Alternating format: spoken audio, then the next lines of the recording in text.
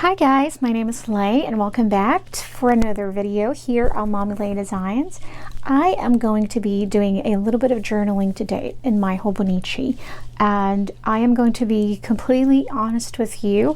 I have been very inconsistent with my Hobonichi journaling, and the good thing is that it's only February. I have like 10 more months, to be better at this one. But I have 3 notebooks that I am constantly working on, and I do have my vision journal, and I do have my bullet journal, and I do have my Hobonichi. It's kind of like my creative journal as well. But anyways, so today's video I'll be using some Faber-Castell Pit Artist pens, and I'm using their watercolors from the basic watercoloring set, which is pretty darn amazing actually for the price of it. And then I'm using also a water brush from Faber-Castell. I do love this one because the water flow is very much consistent than the other water brushes that I have used before in the past. I love using the Pit Artist pens because they are waterproof, and I can, play with watercolors in my Hobonichi, which is what the Tomoe River paper is really great at. So anyways, I hope that you have your favorite drink with you and relax and journal with me. But anyways, usually when I do my florals, I just use the watercolors straight away. But this time I'm aiming for a much different look, which have some outlines and all that. So I can't find the extra small, so we'll just work with what we have. And this is a small tip of the Pit Artist pen. So let's go.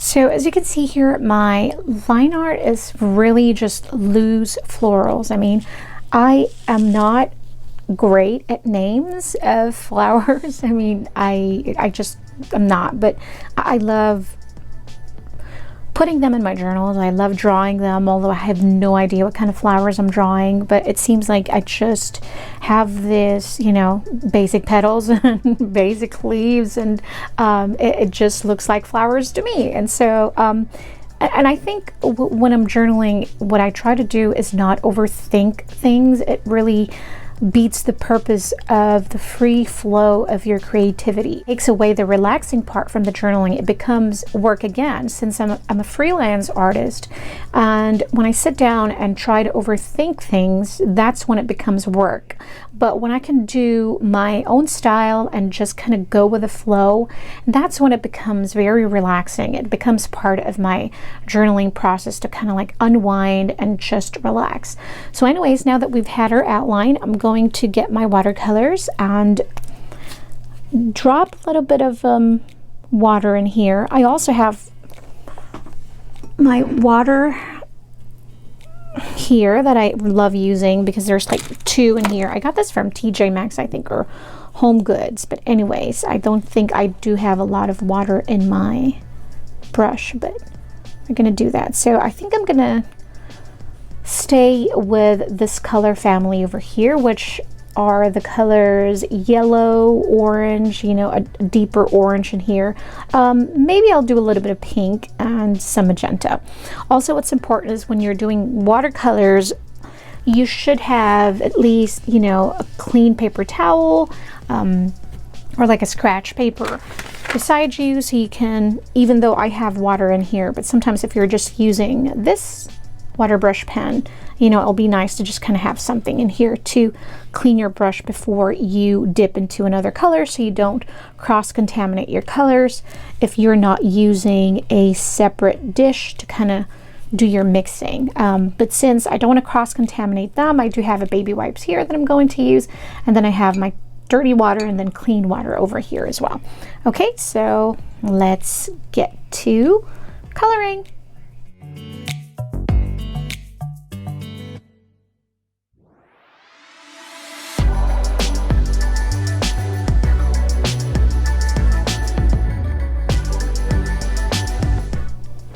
Okay, so what I wanted to talk to you about today is that when you're working with watercolors, this is where it's really important, okay? It's important to know the tools that you're working with. So for example, you're not working with a watercolor paper, which is really what's the best to use with, you know, watercolors like this. But if you want to use it in your journal, I think it's really important to kind of understand what kind of journal you're using, if it really takes water well. One thing that I would like to share with you today is that I have played with many different types of journals, you know, the Scribbles That Matter, the Archer and Olive, the Leuchtturm. The thing with the new thicker paper journals, they are amazing. Now, if you're using like gel pens and if you're using, you know, brush pens like that, I think you're really going to appreciate the thick paper. And also the way it works is that it really takes the drying time and makes it quicker. So if you're working with gel pens, I reckon that you really love that kind of paper. But see, with me, what I do is I use markers, and then at the same time I really love working with watercolors like this, just because it's super duper relaxing. Now, one thing I've learned is that the Archer and Olive and the Scribbles That Matter, and even the thick papers, the other brands from Amazon that I've tried, they are amazing. They are thick, don't get me wrong, they are really good. But I really don't like them when it comes to watercoloring, because like what I said, the paper is too thick. What it does is that it absorbs the water super quickly, and so what happens is that you don't have enough time to blend your colors, and so that's a little difficult, you know, to work with if you're using watercolors in your journaling or in your, you know, bullet journals. So that's the only thing. If you're going to use watercolors a whole lot, or even water-based markers, and you're going to do a lot of blending with your water-based, and you'd like to sometimes maybe blend it with water, you know how you do the gradient colors, those journals are really not my favorite when it comes to journaling. Now, I love the Leuchtturm, and of course I do love the Tomoe River paper, which is the Hobonichi. And you can also use the Jibun Techo. That one is okay, I guess much better when it comes to, oopsie, I cross-contaminated my pink. That's what happens when I don't wash my brush well. The Jibun Techo is also great when it comes to watercolors, but I think for me, still the best when it comes to watercolors is the Tomoe River paper, because what it does is that, look at how the water sits on top of the paper. See, so I have enough time to move my colors around, and we'll have enough time to blend them as well, you know, later. Now, the cons of this one is that the drying time takes a while.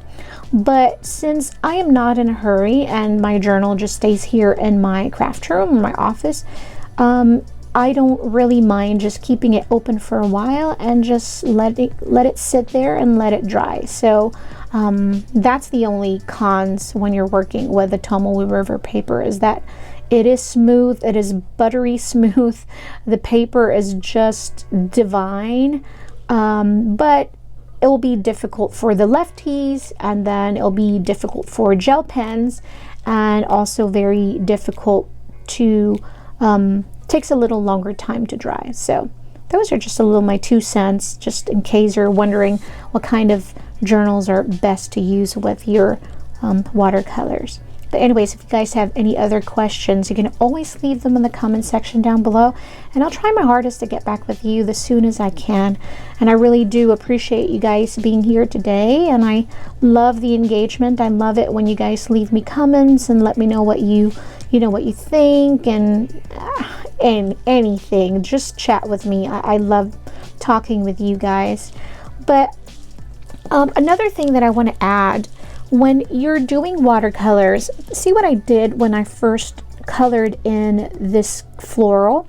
I let it sit in there, and what happened was I have learned my lesson very well to be patient.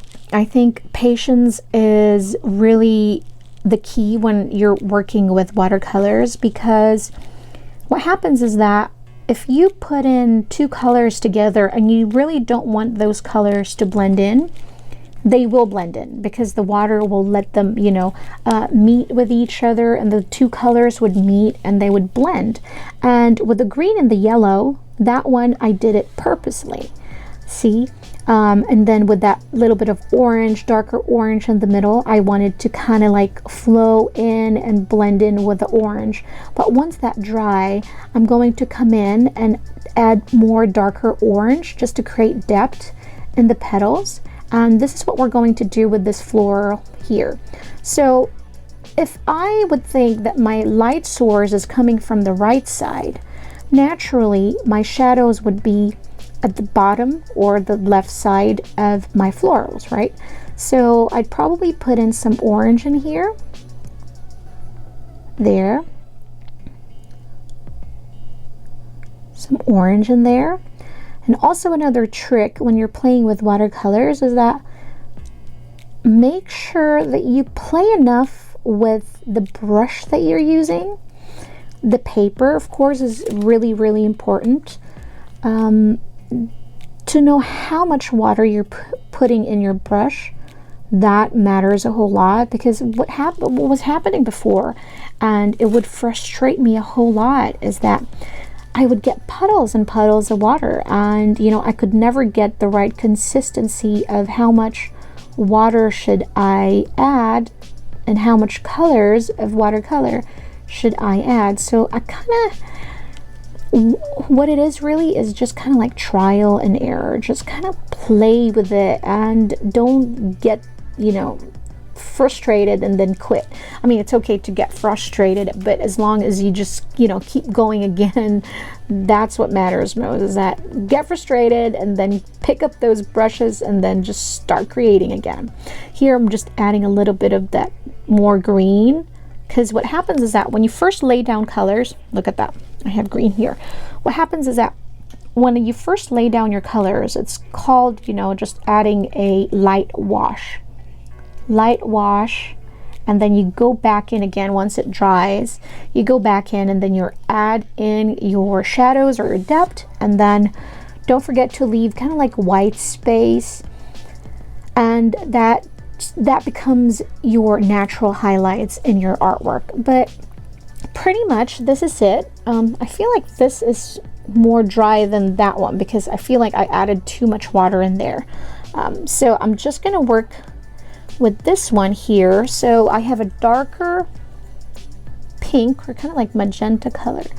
So I'll just dip it in there. And so my light source is over here. So my petals, my shadows would be here. Like this one, I know there's a lot of water in there. So I kind of like wiped my brush and just cleaned it out and took out a little bit more water and just kind of move that along. Because remember, you can always add, but it's difficult to take away colors or water from your project. So just slowly build up your colors, and that's really the key. Again, patience, right? So just stay patient and just one step at a time.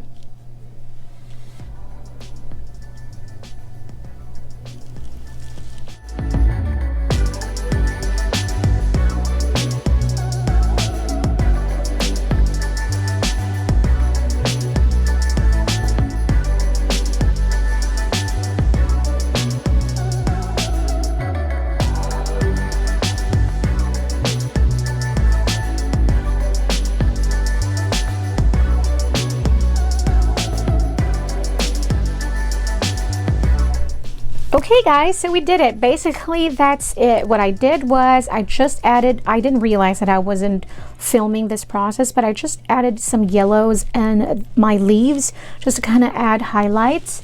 And then here I added a little bit of orange just so they're not too different from one another. So kind of like same flowers but just different shade of orangey yellow warm tones.